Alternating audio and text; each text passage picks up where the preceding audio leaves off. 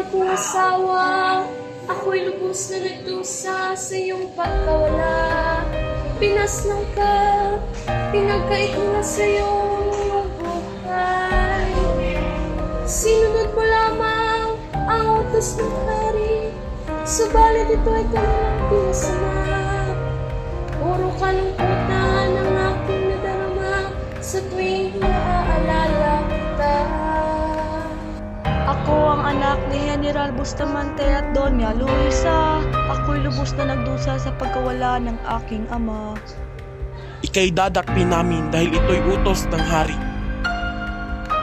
Maawa po kayo sa akin. Tulong! Tulong! Pinaslang nila ang aking asawa at ginahasa nila ang aking anak na si Dolores. Ipaghihiganti ko sila doon, Malanes. Nabalitaan niyo na ba? May babaeng nakaitim dito sa baryo natin at marami na itong pinatay? Oo, alam namin.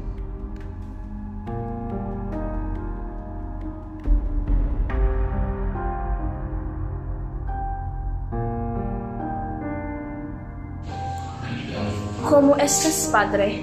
¿Aún me recuerdas? Queen Eres, Hindi ka ba natatakot sa Panginoon na ika'y isang mamamatayang tao?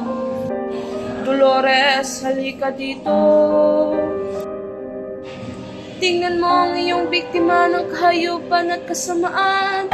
Siya ang aking anak na iyong pinagsamantalahan. Walang hiya.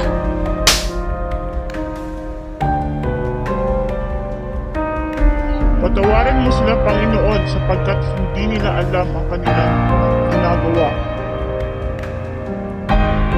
O ang Diyos, alam niya ang iyong ginawa. Ngayon, sisingilin na kita.